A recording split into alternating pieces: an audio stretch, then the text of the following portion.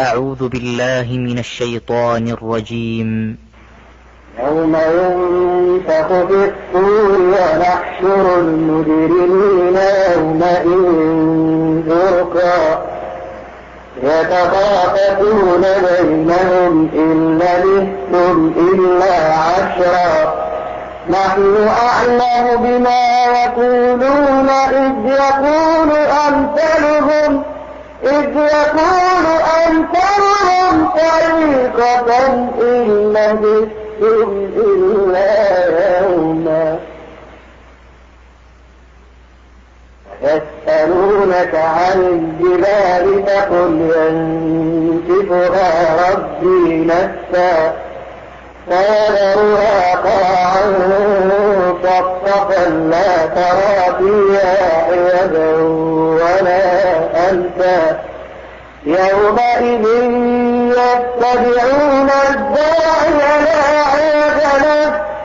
وخشعت الأصوات للرحمن فلا تسمع إلا همسا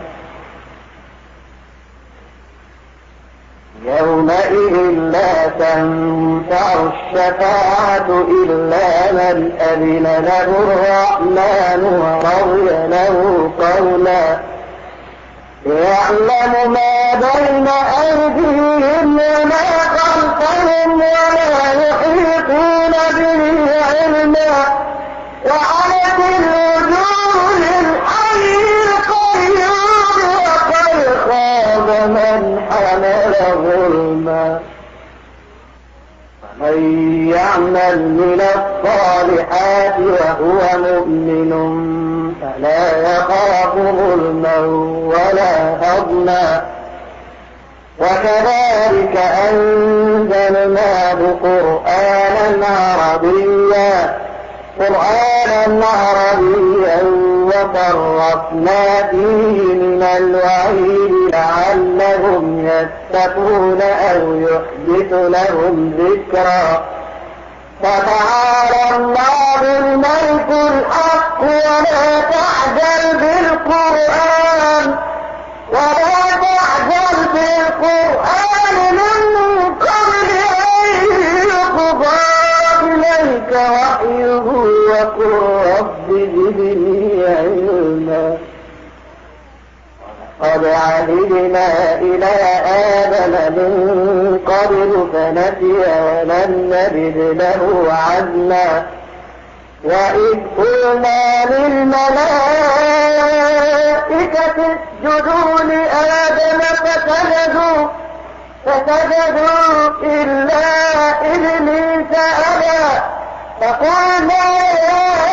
آدم إن هذا عدو لك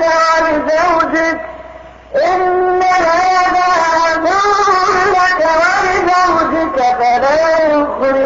يخرجنكما من الجنة فتشقى إن لك ألا تجوع فيها ولا تعرى وأنك لا تظمأ فيها ولا تضحى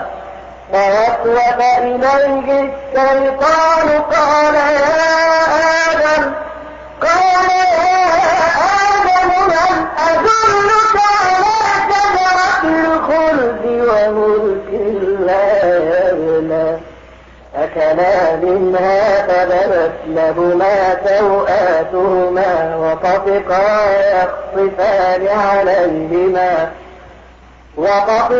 يخصفان عليهما من ورق الجنة وعصى آدم ربه فغوى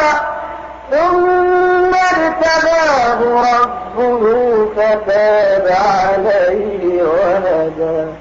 قال اهبطا منها جميعا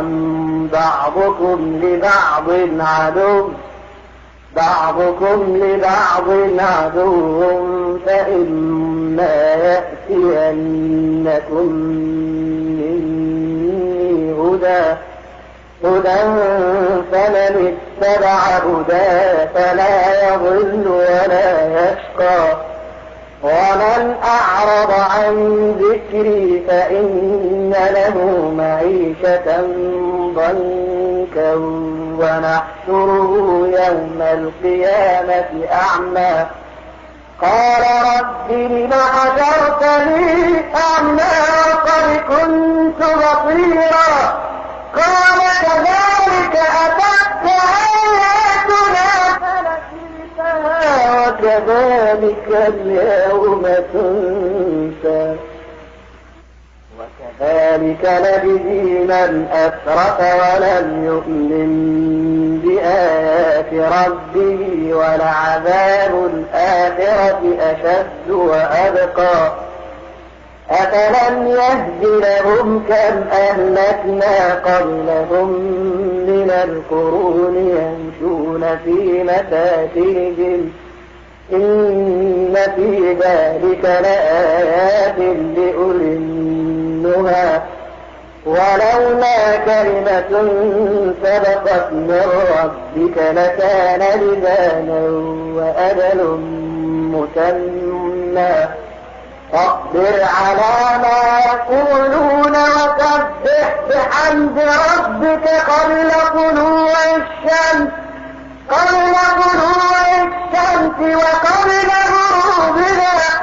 وقبل غروبها ومن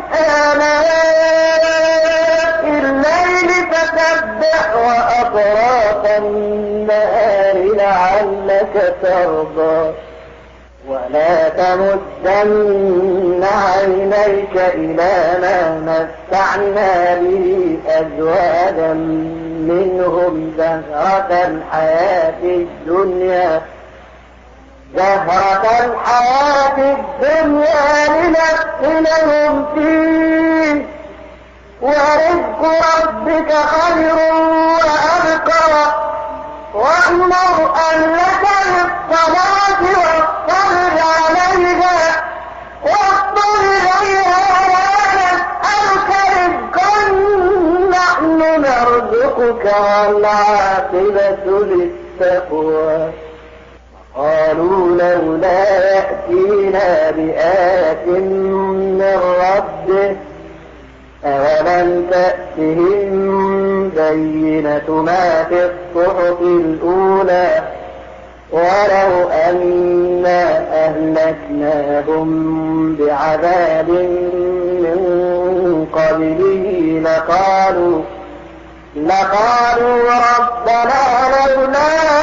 أرسلت إلينا رسولا